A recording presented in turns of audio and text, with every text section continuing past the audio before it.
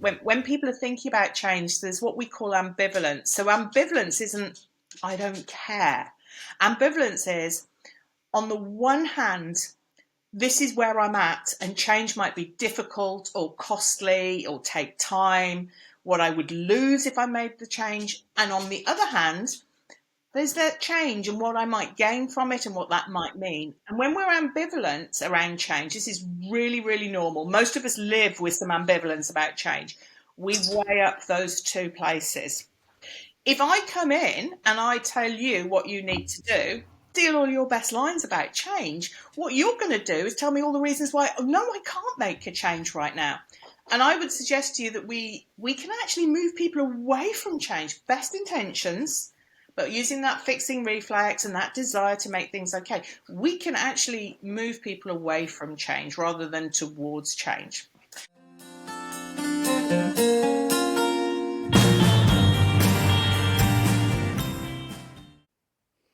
Hi everyone, and welcome back to season 3 of the Changing Rain podcast. We've just been on a short break. We weren't idle. We've made lots of plans for new content and things that we think you'll really enjoy in season 3. Karen also presented at a webinar for Equitopia, which is well worth a listen. We have a link to it on our website, where she looked at the links between safety, performance and horse welfare. And she also mentioned a new project that she'd like your help with, so that's worth checking out. And I presented a TEDx talk, which only mentions horses once, but it is all about the interconnectedness, basically, of everything. And I think you'll find it interesting. The link to that is on the website too. The website, of course, is changingrain.com.au. We also had a lovely email from one of our listeners. We get plenty of feedback, but it's really nice to read these emails and feel that we're actually connecting with people. This email was from Maria, who's involved in racing and show jumping, and she described the podcast as being thought-provoking, and she really thought it was a positive contribution to helping horse sport maintain its social license. We love getting emails like that. We'd love to get more of them. So please feel free to email us at team@changingrain.com.au. Now, this week's guest. This week's guest is, I think I can say, a friend of mine, Bronwen Williams, who has a unique set of skills. She's a mental health nurse with the NHS. She's worked in that field for nearly 40 years. She also has been a volunteer and involved in equine welfare for over 30 years. So she really brings a unique perspective. I think we all know that change needs to happen. I think that's the ethos of Changing Rain. But change is difficult. Thinking about change is difficult, and definitely having those conversations about change is very difficult. But Bronwen joins us to talk about some of the tools and techniques she uses in helping people have those conversations. It's a really powerful, thought-provoking interview that I think you'll really enjoy. We chat to her about her book, which I absolutely love and really recommend, and there'll be a link to that in the show notes. And she also runs some courses in behaviour change, which I've undertaken, and again, I highly recommend that. You'll also find a little insight into the genesis of this podcast, which Bron was probably indirectly responsible for. I hope you enjoy.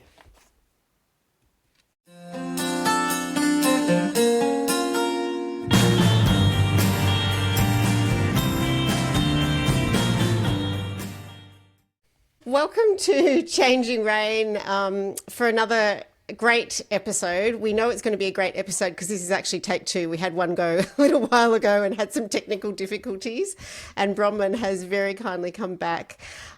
So the reason we have invited Bronwen into the Changing Rain studio is because sometimes it can be a bit tricky having conversations about horse welfare, because it's easy to fall into that black and white position and, you know, I'm right and someone else is wrong. And there's this technique that really drew Meeta and I together called motivational interviewing.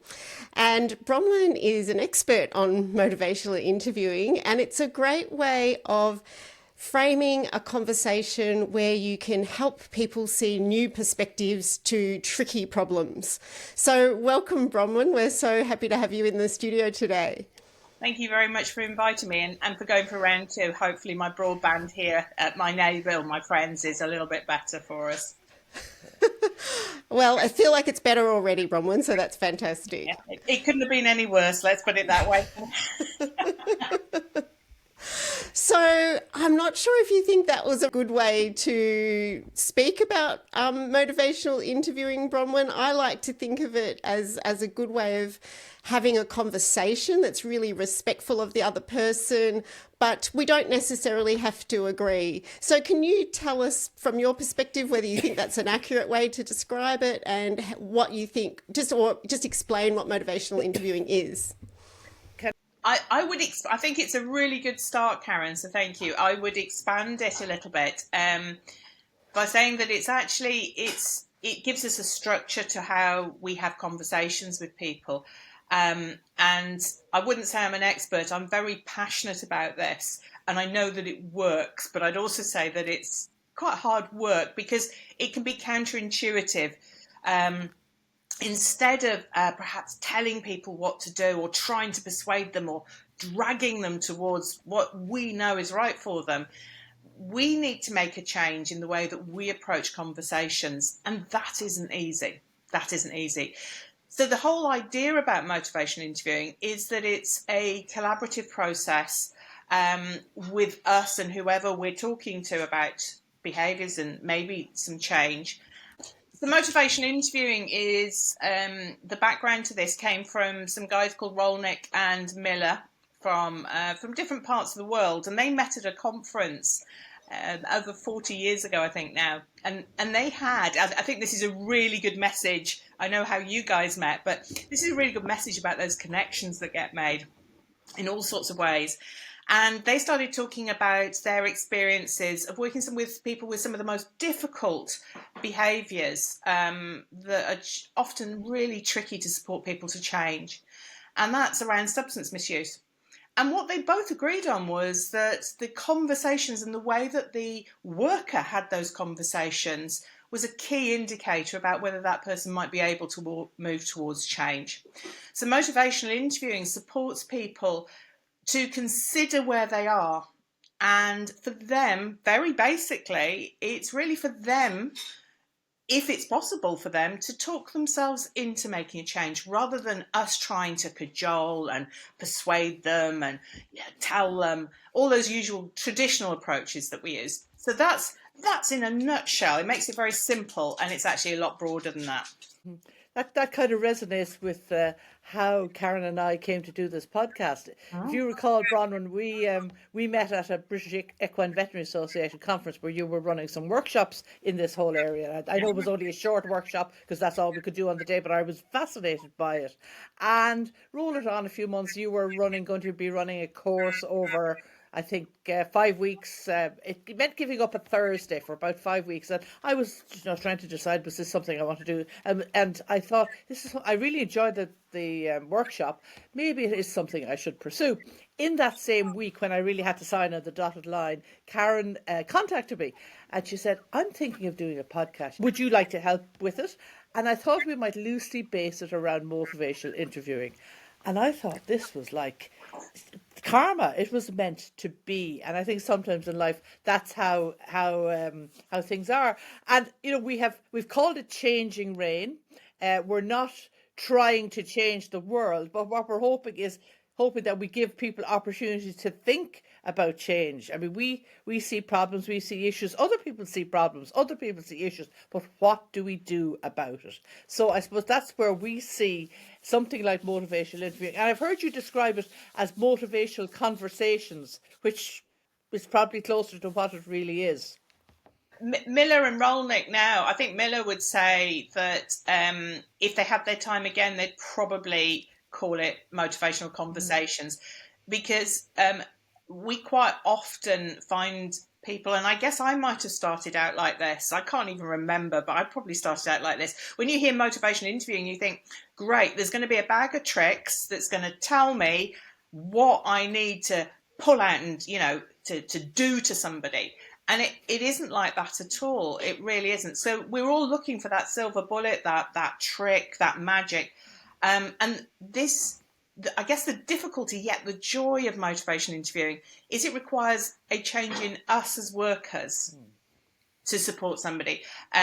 It changes how the conversations are had. It changes what the focus is. It changes who's got the power in the conversation. And we often talk about in motivational interviewing that there's two experts in the room.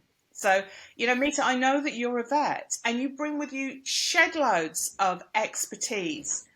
And if you were talking to me about something with one of my horses, there's two experts in the room. There's you with all that fantastic expertise of many years and your qualifications.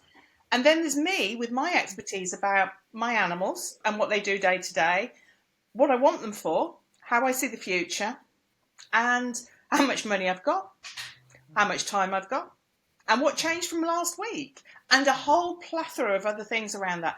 So when we see it as two experts coming together, that makes to both talk about that focus about our animals, our horses, that really changes things. So we often see, Bron, people trying to create change on social media. And I can often see that it's well-intentioned, but it can go horribly wrong. Do you think social media is a good place to try and have a conversation of where you're trying to get someone else to change? How long have we got?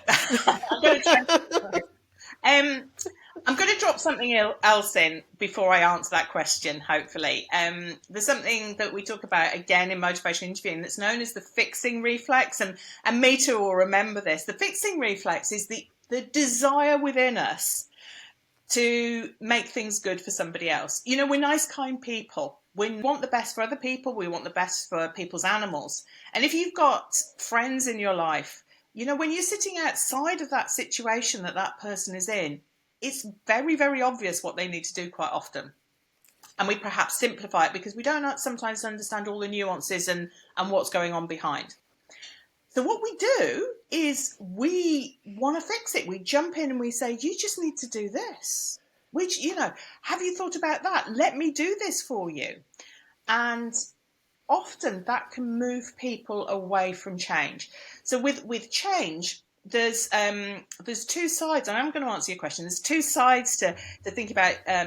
When people are thinking about change, there's what we call ambivalence. So ambivalence isn't, I don't care. Ambivalence is, on the one hand, this is where I'm at, and change might be difficult or costly or take time, what I would lose if I made the change. And on the other hand, there's that change and what I might gain from it and what that might mean. And when we're ambivalent around change, this is really, really normal. Most of us live with some ambivalence about change. We weigh up those two places. Now, if I come in and I tell you what you need to do, I steal all the best lines about change. I steal all of that. Now, as human beings, we're wonderfully perverse, aren't we? We like a bit of control over our lives. So if I steal all your best lines about change, what you're going to do is tell me all the reasons why, no, I can't make a change right now. And I would suggest to you that we can actually move people away from change. Best intentions, but using that fixing reflex and that desire to make things okay, we can actually move people away from change rather than towards change. So your answer is, or to answer your question, Karen, there's lots of fab stuff on social media. There's lots of stuff, it's there. We can't remove it. But my thinking is about how can we support people to find places on social media or on the internet, on the web, that are useful to them. How can we support people to understand what is perhaps not helpful or isn't evidence-based or is old-fashioned? So that's my thinking around sort of that wider bit. I think there's a lot of good, and how can we support people to have critical analysis of where they might go. The second thought I have is I wonder, as I'm talking to you today, whether there's something very strange about those social media sites, that somebody posts something and I just I don't know, have any evidence for this, but I'm just thinking, does that really tip us into that desire to do the fixing reflex? So we all start shouting at people, telling them what they ought to do. I don't know. That's where I'm at with that question that you've asked me. I can definitely relate to the fixing reflex, especially being a mum. You just want to launch right in, don't you, and fix it, and it's so hard to sort of bite your tongue and sit there and It's counterintuitive, especially if you've got some skin in the game, if you've got some, you don't want to see people fall in a hole to get hurt, or animals. There's a massive drive, and it does feel counterintuitive to back off a little bit and to have a very different conversation. So, Karen, what happens when you go straight into fixing with your family? What happens? Well, I often get the pushback, don't you? You get all those exactly like you've just described. You get those, but I can't, Mum, because this, and I can't, So yes, so classic. I think, Bron, there's another side to change, is that, we've been doing something this way forever and it feels good and it feels comfortable. And then something is pointed out, or they read something, or, they have a conversation with someone, and they discover that actually the way they were doing things maybe wasn't the right way, or thinking has moved on. But they have built up a lifetime of doing something in a particular way. And there's a kind of you get a bit upset, you feel undermined, you might feel, I suppose, some shame. How did I not know? Particularly, I think, where animals are involved. Can you tell us a little bit about that, or I won't say how to fix that, but how to approach that reaction in people? Yeah, if you've believed in something and you've invested in it over years, and often we've invested a lot of time and energy in our horses, and maybe many generations of horses. To have that starting that awareness that we might need to do something different is really hard. It can really knock people. It can really. So, and when we're teaching some of these skill-based courses in the NHS, where I usually teach, and also in the animal world and welfare and health, people can often be knocked by going, so I've done this for 20 years, or there's those cases, and I wonder, or those patients in the NHS, I wonder if I would, and it can be quite a shock, and that might translate across into horse owners. And the other thing I would say, again, there's a lot of background, how we see the world, where we come from. We all, you could get 10 people in a room with the same behaviour that needed to perhaps be considered. We would all have different influences coming away at the back of things. So for some of us, we come from perhaps a long line of horse owners, maybe horse breeders, and there's often those connections to our forefathers, our foremothers, those multi-generations quite often, especially in breeding. And to give that up, it isn't just about we're giving up or changing what we do. We may be actually having to change some fundamental beliefs about us and what's gone on in the past. And those connections to our past and our families and other important people can be quite profound. That we can be quite a lot to think about and to give up. And I was teaching yesterday the NHS group, and we were talking a lot about people who smoke. I love people who smoke because don't do that thing. But it's a fabulous, really clear behaviour. And actually, when I was a smoker, I had a really clear identity as somebody who smoked. And if you push me in those old days to take that identity away, even though I knew as a nurse it was a completely rubbish thing to do many years ago, if you take that away, you're taking perhaps, or wanting to take away, part of my identity. I mean, Mita, if you weren't a vet, who would you be? Absolutely. Oh, no, absolutely. Yeah. I tell people that's the first thing on my bio in any of those social media sites. It is really important to me. Yeah. And, I say, if you slice me in half, please don't do that, but if you slice me in half, a bit like a rock, a stick of rock, you're going to have mental health nurse running through who I'm lots of other things as well. But yeah, that's the first thing I put down on my bio is I'm a mental health nurse. I'm so proud of it. It's so important to me. You take that away, who am I? So how do we help people navigate change without losing their identity?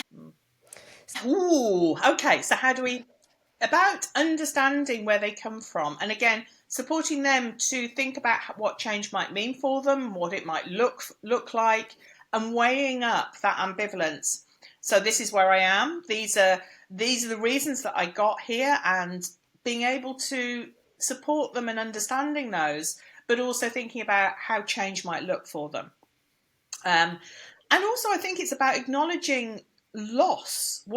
What we lose when we make a change. There's always a, there's two sides to this. And when we're trying to help people and doing the fixing reflex, we all we can see is the gains. All we can see is the gains. But we need to support them in thinking about what they might lose and how they might be reintegrate that new identity, perhaps what that might be. So one of the things I really love as an activity is scenario planning. Is that something that fits into that conversation? Like mapping out how different scenarios might look? So tell me what you mean by scenario planning, and then I can answer that question. Because it might be something different. Yeah, so one of the things I really love to do is even if you don't have a lot of time, you might look at best case, worst case scenarios. So what does the best case look like? And then what does the worst case look like? And sort of map those out as a way of trying on something new. Yeah, we'd probably do it slightly differently for where I come from. We'd probably say to somebody, so if you look ahead and that change didn't happen, what do you see in the future? How does that look for you? Talk me through that. We also use for a conversation that isn't from motivational interviewing. It's a really useful one. And the guys who work in horse welfare, equine welfare, tell me that this is one of the best techniques that they use quite often from this training that we do, is a timeline. So we ask people to go back and tell us how with this particular behaviour or issue, what the background was. And what that does, Karen, is it allows people to consider where they made changes before and where they were successful, and what might be their strengths, and they could tap into those things again. But it also allows us to look back at any of our behaviours and think where we slipped up, what tripped us up, and then we can put those contingency plans in for when things get in the way. So there's no one right way of doing this. Scenarios and thinking about it may, for me, come later. So if somebody offered you a cigarette after you have had a couple of glasses of wine, what would you need to do? I might use that later on in the process with somebody. But there's lots of ways that we can tap into the individual's experience that they've already got. They've got shed loads of scenarios way back when. They probably made some successful changes around, most of us have, all of us have probably, made changes through our lives. Can we tap into what worked for other things some time ago? The other thing that we can do is we can say to people, there's a couple of tricks here which are just really helpful to people. What advice would you give somebody else in your situation? Because we're all very good at giving advice to people. So if we ask the individual who is the expert on their particular situation, what advice would you give somebody in the same situation? They usually can generate some, if you get it at the right time, you get to generate their knowledge. So there's all sorts of ways that we can do that. I had a situation like that just last week. I asked someone, what should I do? And she said, well, what would you tell your best friend to do? You know? Perfect. Yeah, and it was in a flash. I said, oh yeah, you're absolutely, yeah. So very, very powerful. So you're saying, for example, let's get concrete here. We have a fat pony. And and we know it's a fat pony, and I think everyone knows it's a fat pony, and they're struggling with dietary restrictions and and they know there's things they need to do. Are you saying that you start asking them about whether they ever smoked and how they dealt with their smoking addiction? Are you not necessarily? You go. You could say, what changes have you made in the past? But I think we've got to be really clear. What is it we're talking about? And something that isn't motivational interviewing, but Meeta, you're familiar with it from training with me, is the stages of change model. So the stages of change model came out at the same time, around the same time as motivation interviewing, but it isn't motivation interviewing. It's some modelling, it's some theories around how people make changes by Francesca and Di Clemente. And it's been well looked at and well tested out over the years. So actually, where people are in that stage of change at that moment, in that particular sentence that they've just told you, will give you some clues about what you need to do. So the stages of change, would it be useful for me to run through those really quickly? Yep. Okay. So the stages of change, when you're looking at any change, stages of change would be pre-contemplation. Pre-contemplation is, don't see there's a problem. My granddad kept his horses and ponies like this, and they were always this weight, and it's not a problem. You know, we didn't have you guys coming around and giving me grief, and he didn't. So that's pre-contemplation. Contemplation stage is where you're that ambivalence. I know that my ponies have probably got too much weight on. I know they've got a crusty neck. Oh, but you know, how do I stop doing this? Or I haven't got time to exercise them more, or the changing the turnout is going to be really tricky. And I hate to see them cold, so I put a rug on them. And I bought these rugs, these really lovely rugs. So I'm going to use them because I hate waste, whatever their belief system is behind that. So that's going backwards and forwards, that ambivalence. And then you've got preparation stage. So people go, you know, I am going to have to make a change. This winter, I'm going to do something different. I don't know quite what it might be, but I'm going to have to make a change. There, you can work in a different way with people because they're saying they've got more intent. They've got more intent to make a change and more resolve probably. So what you can be doing there is saying, so let's look at what you might do. What information do you need? This is where some of the access to the internet or the advice by people, perhaps like you, can be really useful. People will seek information. They'll ask, what do other people do? They might say to you, Mita, so I'm really struggling with this pony. What have you seen other people do? They're open to having information given to them. And then the action stage, people jump in. And this is where in the preparation and going into the action stage, Karen, that's where I'd be saying maybe use those scenarios, thinking about what might trip you up, what might be helpful to you to circumnavigate that change and who can support you. The research from the stages of change model says that people need to be in the action stage for about 3 to 6 months. Yeah, it's a hard slog, you know, and that's really important for us if we're supporting people to make change, to remember. You may have heard the thing about 21 days to change a habit. Have you heard that one? Yeah, it's not really very evidence-based. I'd rather go to Francesca and Di Clemente who've demonstrated this much better. So probably 3 to 6 months to make a change. And you know, when you first start a change, if you've ever made a change, everybody says, wow, you're doing really well. It's noticeable. And people are support. And then after about 6 days or 2 weeks, people forget. And you're still slogging. And suddenly you start to remember all those nice things about the not changing.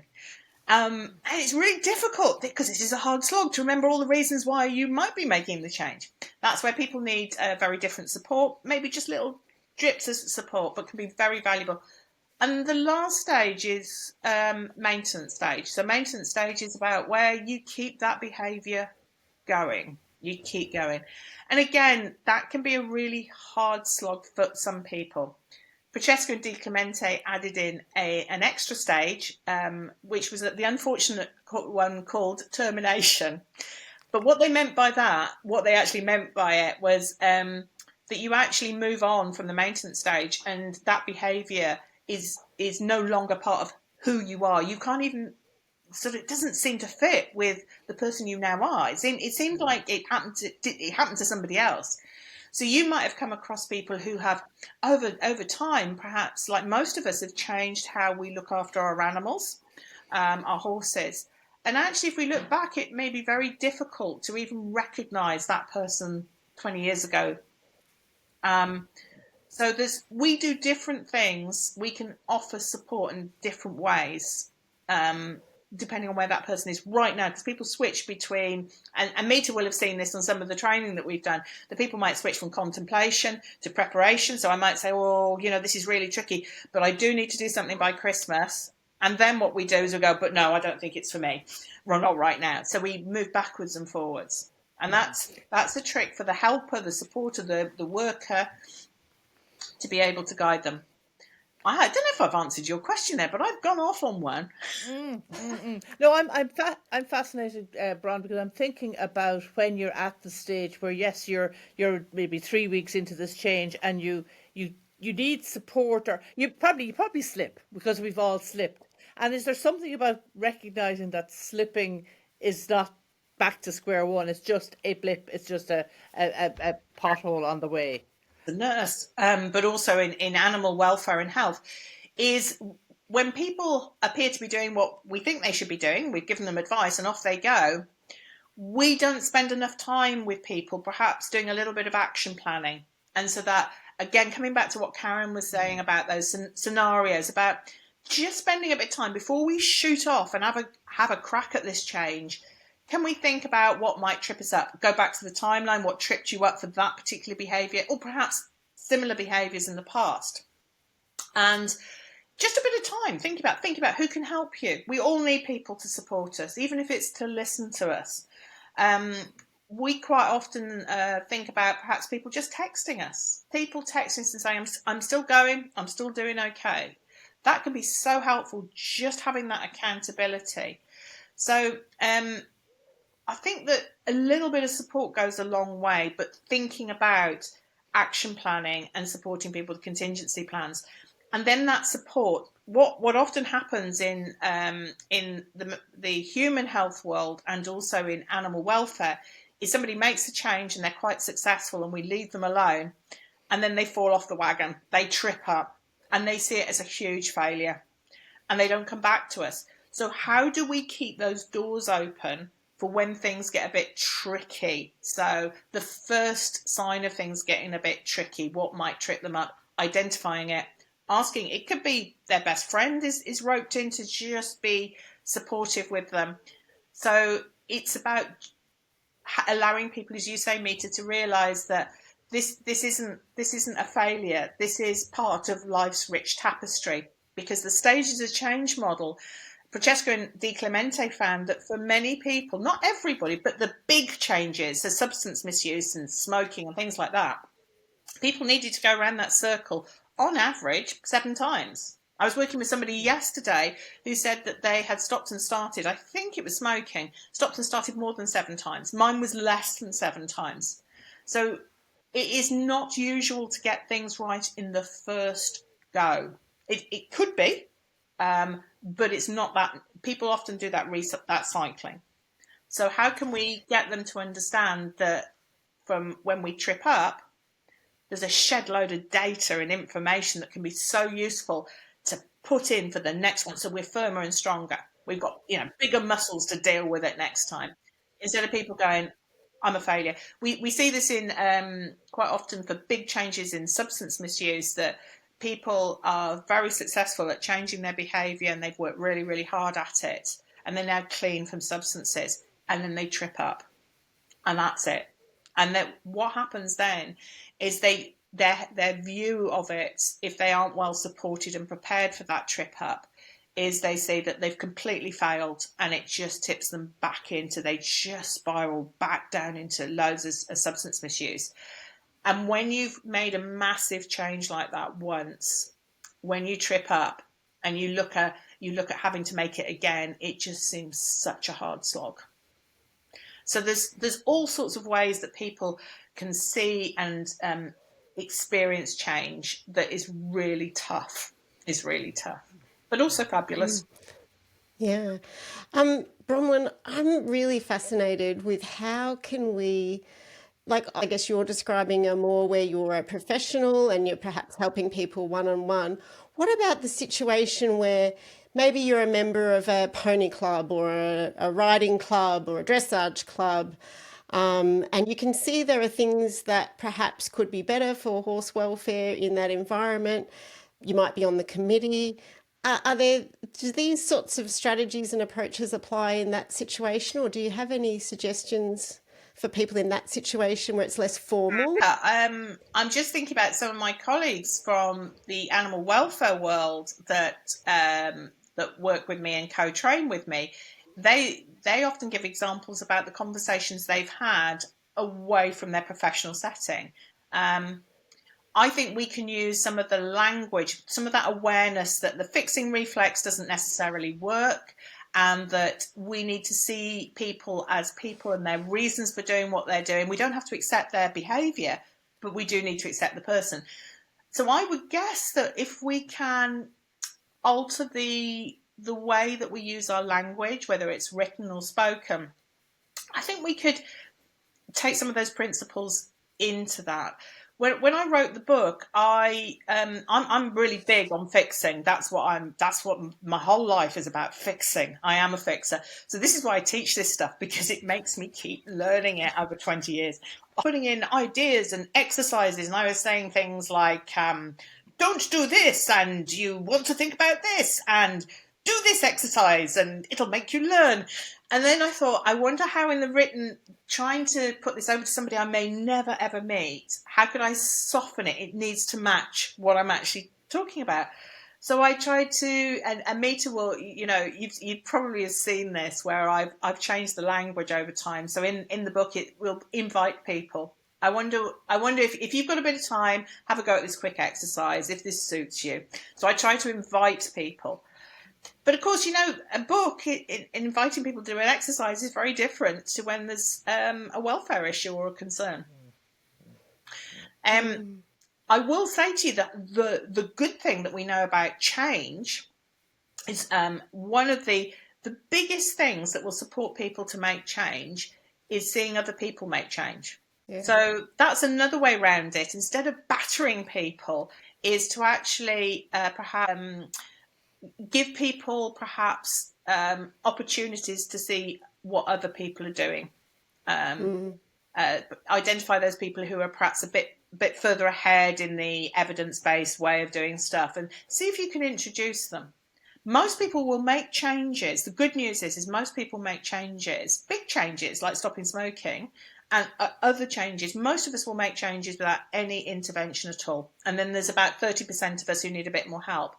So if you're thinking about perhaps your clubs, if you change some of the way that you do business, and it's just expected, if you put those frameworks and introduce access to seeing and hearing about people who are doing things perhaps in that more modern way or the better welfare way, you'll find the majority of people will follow you, but not everybody.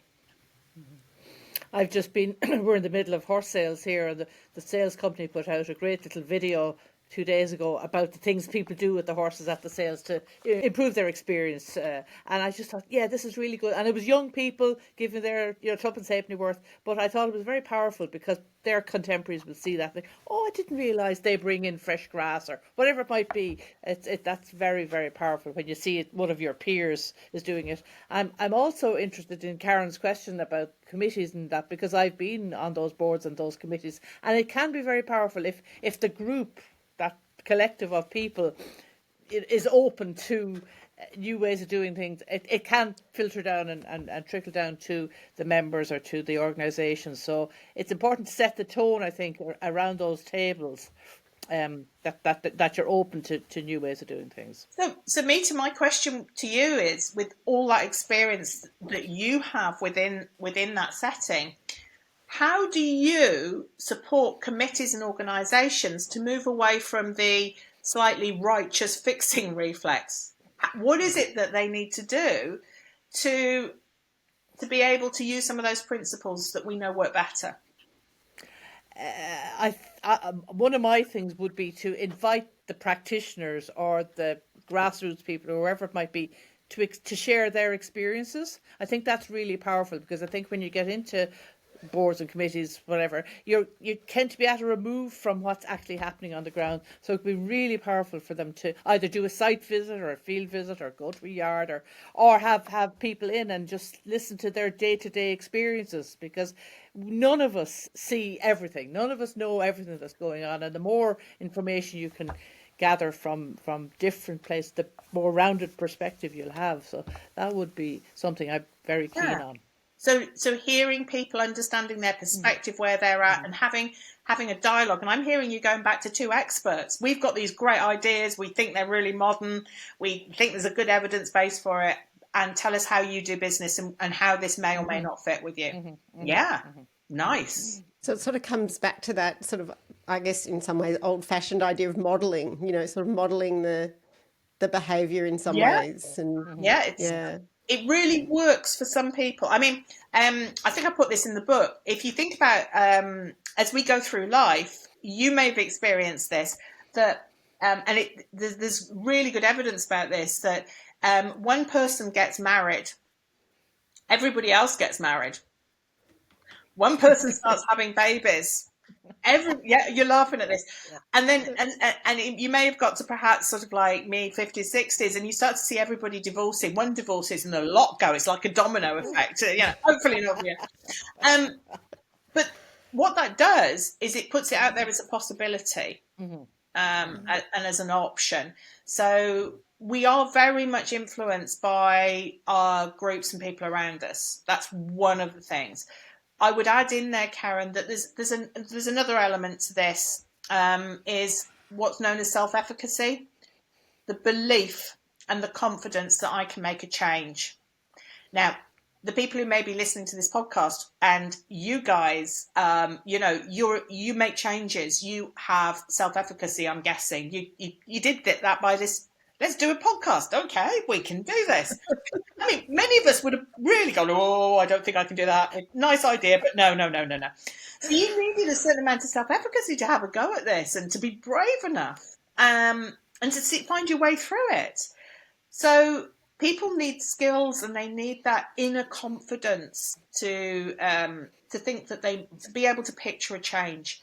And if you go back to, Karen, I think what you asked me about, okay, smoke it or meet it. Smoking's different.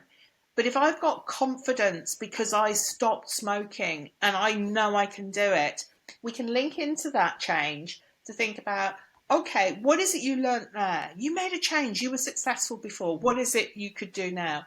So although they may be very different behaviours, you can link into people's past experiences to build self-efficacy. But if you've got somebody who doesn't have self-efficacy, who life has stripped away or it never really was quite there, we can bang on at them forever and a day and they ain't going to be able to change. So there's something about how do we support people. So do you have some tips? Like, let's say, for example, I've got a friend who has a young horse, and it started off beautifully, as it often does, and then things have started to go off the rails a bit. So how do you have suggestions for how we can support people to have that confidence to try something different? If you're doing one thing and it's not working very well with a young horse, doesn't make much sense to keep on going down that path. It makes sense to make a change. How can we sort of help our friends to have that confidence to have a crack at something different? I guess I'd come back to what is it they want? Do they recognise that this isn't working for them? What are their feelings about this? What are their past experiences? Is this horse completely different to everything else they've ever had, or is this a new experience? What's their view? What do they want to do with this horse? How much time have they got? So I'd go right way back, Karen, and say, let's have a conversation about where you are right now, what your expectations were, what you've tried. What do you want to do? Do you want to carry on like this? Or what other options are there? And I'd be asking them what it is that they want to happen. And then think about, why isn't it happening? What do they need to happen? Some of the questions that we can ask people that are really enlightening is, how important is this change for you right now? And people might say, right now, it's not that important, but it will need to change by the end of 2025. So, and also then the coming up with the self-efficacy stuff, we can ask them, how confident are you right now? And we might have a conversation framed about importance and confidence. So what would make it more important? What might make it more important? Well, if I got really hurt, or if this horse, grows another 2 inches and I just can't get anywhere near it. So you're asking to think about that what ifs, and then what would have to happen. People often, when they start weighing that up, start to all go very quickly into going, I don't know whether I need to wait that long. Maybe I need to do this. But each person's individual. And then asking about confidence. What would help your confidence? What would improve it? What have you done in the past? What have you seen other people use and do that would build that? And that's where your social media comes in, Karen, because seeing other people achieve things can be really beneficial. So I guess we might have a role in signposting people to useful sites that are evidence-based, that are positive, that are going to help that person think about things.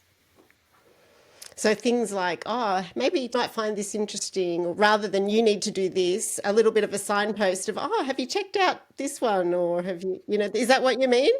Yeah. And again, if they're in that, if they're in that preparation to an action stage, then we can offer it. If they're in pre-contemplation, they're saying to you, Karen, don't see a problem. I'll worry about it in 2 years' time.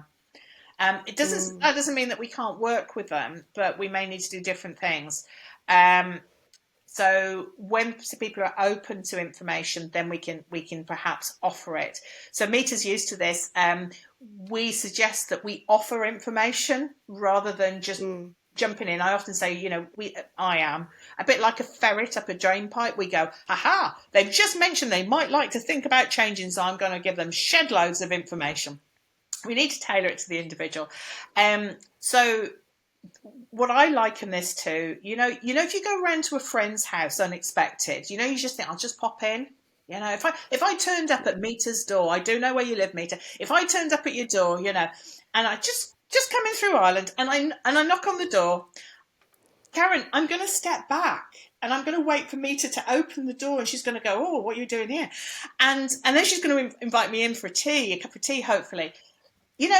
That's what we should be doing with information, rather than the traditional approach of me knocking on the door. Mita opens the door and I wedge my foot and my elbow in and I bolt my way in and put the kettle on. And, that's what we do, isn't it? When we just go, oh, yeah. So there's some things in life where we would be polite and considerate, and sometimes information and giving opinions doesn't feature in the same way. Yeah, that's interesting, because a couple of times lately I have tried to use that approach to say, would you be interested in learning more about X? And sometimes people say, no, just at the moment, no, I'm okay. And I think, oh, okay, because there's my writing reflex has been cut off. But it's kind of interesting. And in one situation, about 2 months later, they came back. You told me there was some website, or you said you had some information. And they're obviously ready for it then. They weren't ready 2 months ago. So, yeah. And Rita, you might have been disappointed, and I really get your disappointment. But it saved you a shed load of work. And why? And what you could have done by giving them all that stuff is that they never came back at all. Exactly. And actually, because of that ebb and flow, you say, okay, whenever you're ready. Yeah. One of the ways that I tend to use, if I'm doing this stuff right, which doesn't happen all the time, is I will say, I've got a thought in my head. I wonder if it's useful to you. It's like offering cake. Nobody ever says no, very rarely. So if you say, I've got a thought in my head, and you just put it out there, it's just one of my thoughts. It's just, I read this. I wonder if this will be useful to you. And it just alters. You can try this with your kids, Karen. Try that one with your kids. Shift the air. My writing reflex is very strong. It will take a lot of self-control. I'm hearing that changing your writing reflex is something that seems so big you're not sure if it's going to be possible to do. Oh, look, this is this is my own change journey that I have to go on. Yeah. But I'm so curious. You mentioned the pre-contemplation phase. Are there things that we can do at that stage to start a conversation, or what do you have for people at that stage where you can see there's a problem? Maybe someone's going to get hurt, or maybe there's a welfare issue for the horse, but the person is not really at that stage where they're ready to invite us through the door for a cup of tea. So I would say that I'm quite excitable about motivation interviewing, and I know Mita is absolutely, and Karen, you are as well now. Yeah, but it isn't the panacea to all ills. Let's be really clear. If there was a fire in your house right now, you would not be looking for a fire officer to be motivationally interviewing you to say, on the one hand, do you think you should leave, or would you like to just stay here and get damaged? You know, we're not going to do that. So there's a place, a time and a place for some of this stuff. But we know that some of the ideas and it's more than techniques. It's actually about what we've just talked about. It's about a change in us and our attitude. So no matter what we're doing, we can hold some of those philosophies, those ideas about seeing the other person and seeing, even if we don't agree with them, their expertise. So in the pre-contemplation stage, it's about treading carefully. And if there isn't a huge welfare issue that we have to jump in, or a human, you know, if there's room for time to have a conversation, and it doesn't have to be that long, we can ask them, tell me about your situation. I'm curious about it. Help me understand. The more information we get, and then allowing that person to talk it out loud, not always, but sometimes what happens is you just start to get a shift. You start to get a shift, and people go, I guess I will have to change at some stage in life. They may be very, very bedded into not changing because everybody around them and their dog has been telling them for 20 years, you need to change. So they're going to, and sometimes when people say, so you might not have any concerns, but what are the concerns that other people have? And they start to unwrap those, you know, and how does that match? It's about conversation. It's about understanding. And we talk about a lot in motivation interviewing about being neutral and not pushing it one way or another. But you will find, and then you listen out. So what we do in motivation interviewing is we say, listen for the sustained talk, the reasons I can't change, and acknowledge it.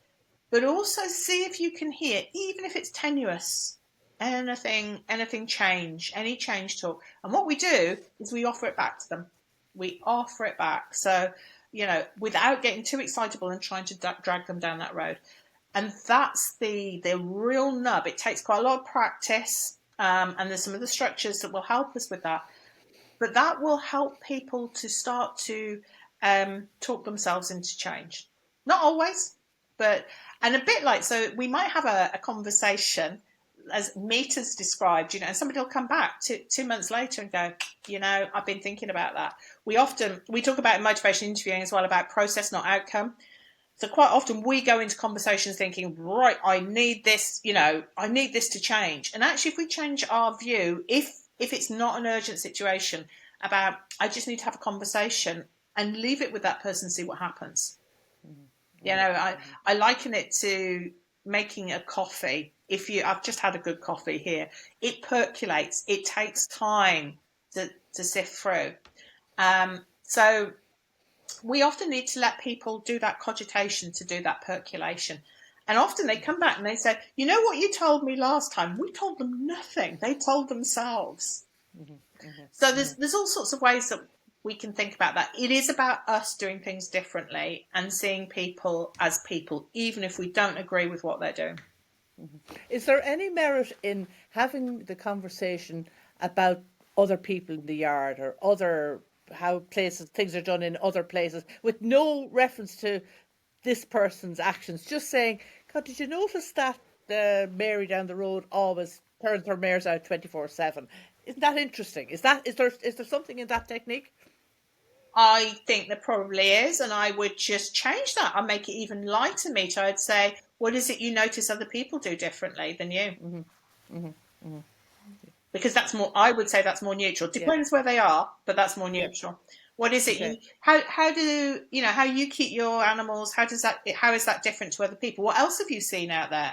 Mm-hmm. Well, I did see this video. You know, somebody put it up on Facebook, and I saw this video, and what were they doing? I don't know how that would fit. And then you've got a conversation starter. Mm-hmm. Mm-hmm. Mm-hmm. Mm-hmm. We had a great example of that on social media for the Cox Plate. There was I think it was a Japanese trainer who was feeding his horse hay before the race. I saw And that. it just exploded because it was just such an unusual thing to do. Yeah. Bron, can we ask you about your book? I mean, I love it. It's beside my bed. It's, as you say, it's you. It's written so much like you. It's not an academic text. It's very, very approachable. But I'm fascinated by how that book got to my bedside table. You know what I mean? How, from when there was a germ of an idea in your head to where it is today. You must be very proud, first of all. I'm still, talking about behaviours. So, I was brought up, my background is not to boast. I can be passionate about things, but I really, and this is, I don't talk about this much, but I really struggle with this. And my friends and colleagues, some of them you'll know me, just say, come on, Bron, you need to get, and one does not boast about this. I am absolutely delighted that people are excited about it. I'm always a bit surprised when people say, this is really useful. It's like, oh, I'm really pleased. I'm getting more used to it. It's like some shiny boots that aren't mine that I'm still breaking in. I mean, I'm 60. It's all my discomfort. I guess this is a behaviour change for me, is being able to own something, I was training the first day of motivational interviewing for NHS colleagues yesterday in Gloucestershire, and I usually take a whole load of books in, the Miller and Rolnick stuff and all sorts of stuff, and say this might be useful, get your manager to blow their budget, etc. And then I pulled out the totally inappropriate book for this group and said, oh, and there's this one that sort of just like, it did me a favour. So yeah, it's not easy. I see other people being much better at this than me. I'm hoping that the book will speak for itself. Really, it's out there, and people like you getting excited about it is the whole reason. Do you want to know how this book started for me? Yeah. Yes, yeah, absolutely. So the short of it is that I could retire at 55, and I was still teaching, and I was going to do lots of exciting things and write a very different book. Because I've always done bits of writing for quite a few years. And then along came that pandemic. I think, Karen, you experienced the pandemic in Australia as we did, global thing. And that sort of screwed things up a bit for me. And also, I suddenly realised in about week 5 of our UK lockdown that I was really struggling. I wasn't depressed, but I was really struggling. What I was missing, there's a huge spider. Just excuse me. I'm just going to, dear Lord. So that's another bit about me, is I'm not good on spiders. So, I realised I really need a sense of achievement each day. I need to do something. And it was all stripped away from me from my professional life. So I was walking an awful lot around the Malvern Hills, stomping about, much more than the hour that we were allowed. And I thought, come on, Bron, you've got to use this time. You'll never have this time again. As a lot of people did, I think. And so I started putting the course that I've trained for many, many years into a book version just to see if it would work. And what it did for me is that I'd go and write something, and then I'd walk the Malvern Hills and think about, have I got that? Have I done it in change type language? And then I'd come back and change things. So that's how the book started. It was 4 years. So I did a lot of it over the first couple of lockdowns, did some other stuff as things got easier, and then came back to it. And I've had some really significant help. I can't ignore the people. There's stories from some of my great co-trainers and friends, but I also need to mention Sam Chubbuck from World Horse Welfare, who co-trains with me. But she did the foreword, but not only did she do the foreword, but she dug me out of a big hole with the proofreading, because I'm dyslexic, and she's fabulous at English. And Sam proofread the PDF proofs over 3 weeks over the Easter period. I'm alongside her regular, really high-pressure job. I'm really, really grateful to her for that. I'll never be able to. I had to send a cake, but I'll never be able to tell her how much I appreciate that. Yeah. So that's the story of the book. You can take that bit out, but that's just no. Not only that, we're going to link to it in the show notes. Wow. So Thank you. You should get plenty of new readers. As I say, you could dip in and out of it, and I love the little case studies, and as you say, the exercises you invite us to do. You never feel under pressure. It's just, here's something you might like to try. Yeah, I really like that. So. And the last chapter meter, it says, I always envisaged this book as being tatty. that it's well thumbed, that workers might have it slung in the back of their vehicle. Because we often say to people, we know that people say when they finish the course with us, how am I going to remember all this? And that was part of the reason I put that together, so that there was a resource, that it is on your bedside. I've got a photograph I must put up on social media, there you go, on LinkedIn, of somebody at the swimming pool, local to me. She said, here's your book. I take it to the swimming pool 3 times a week. It's the only time I get to read it, busy vet. So I'm looking for books and pictures of my book as tatty as possible in unusual places. Okay. Can do. So Bron, who should read your book? Who's it for? It's for everybody that works in animal welfare. So across the board, not equine necessarily, but a lot of this started with equine for me. It could be farriers, it could be vets, it could be veterinary nurses, it could be the receptionist on the front line, because that will help them have those conversations. We have call handlers who use motivational interviewing, taking reports of welfare issues. I'm so chuffed with this, I have to tell you this.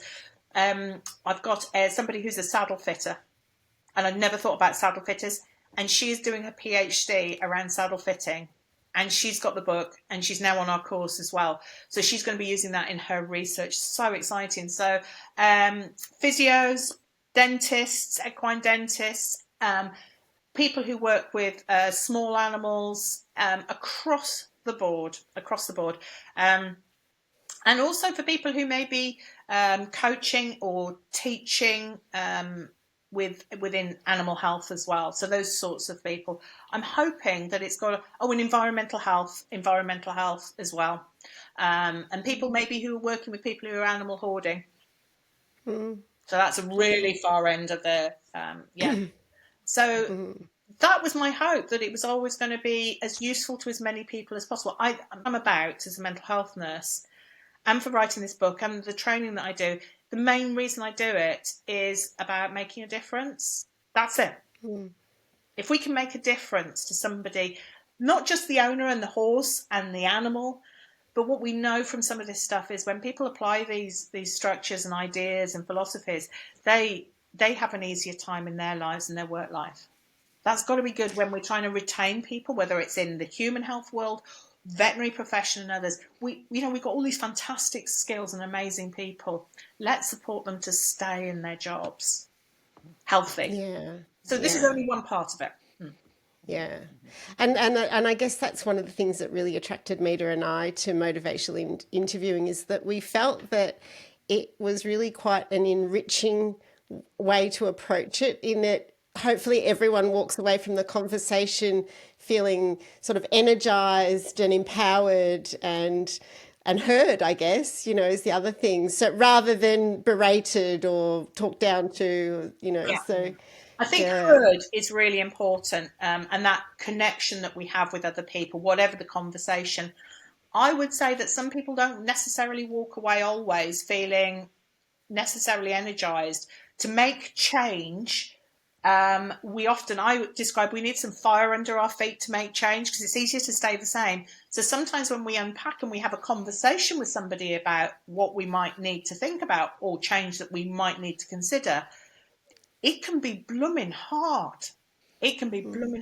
So we won't necessarily get the energy straight away, but sometimes people need to be in a slightly uncomfortable place to go, oh God, I do need to make that change. We may need to help them find maybe energy in a different way than perhaps is that energy underneath about, if I don't do this, when, what next? Or if I don't do it now, when will I do it?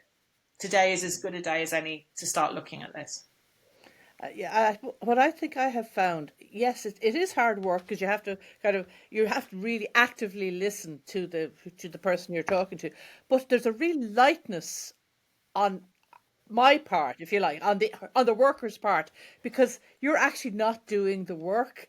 Client or the patient, whoever it might be, they're the ones that are really, and you're just supporting them. And I find that I'm not as drained as I might have been in the same conversation about the fat pony, because I'm just asking these questions all the stuff is coming back from the owner. So I just find it's a really really useful, and as I say, I feel really light and positive after having those sorts of conversations. I think I could sometimes describe this as, I like that feeling about you saying about lightness, about that light rain. When you're really riding well and you're in tune with your horse, there isn't shed loads of stuff. You're still absolutely working it, and your muscles are engaged, and your head's thinking.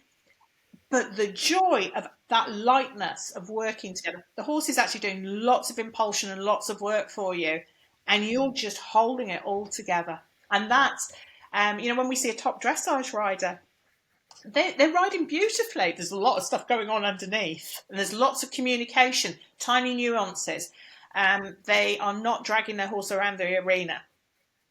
So that's how I view it. It's a skill that sometimes it works for me, and sometimes I really, and it's about working it and being in the moment, but facilitating that person, as you say, Mita, to really do the work themselves, because it's theirs. It's not mine. I can't. There is nothing that we can do to make somebody else physically change and stick with the change.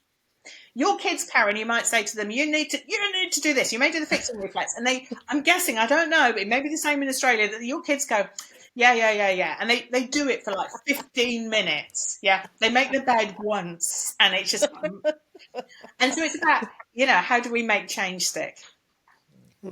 Yeah. So should we ask our genie question, Mita? Okay. Bron, in this virtual studio, we have a genie, and she's a wonderful genie because she'll grant any wish your heart desires. No constraints, no restrictions. You've said that you're about helping people change. You're about making a difference. What is the one difference, the one change you would like to see if this genie could grant you any wish your heart desired? So I'm just going to double check the agenda there, the focus. Change in what way, Mita? For what? That's a wonderful reflective question. I'm just wondering, Mita, if you're asking me about the genie and me eating chocolate and cake, I would like that it doesn't affect my cholesterol and there's no calories in it. That's not going to happen. That evidence is against me. Yeah, we do tend to ask our guests to stick to their day job and something that would make a difference in the world of horses and horse sport. And what do you see? If there was a genie, and the one thing, what does it all come down to for me would be, I guess if we all were aware of the fixing reflex. It's big for me at the moment, and we check ourselves. I think for me, the direction of travel with everything that I do is about, and I'm not brilliant at it a lot of the time, is to really see and hear other people without judging, and to be kind. Yeah, that's it. Perfect. I've given you more than one, Mita. You're always going to. No, that's fine. No. It's all. She's a great genie. She'll live with that. Yeah. No, that's absolutely fabulous, Bron. It's been an absolute pleasure to have you. And you have encapsulated the name of this podcast, Changing Rain. I mean, we've talked about, Karen and I off air have talked about change, and it's fine and dan, but what does it mean for people?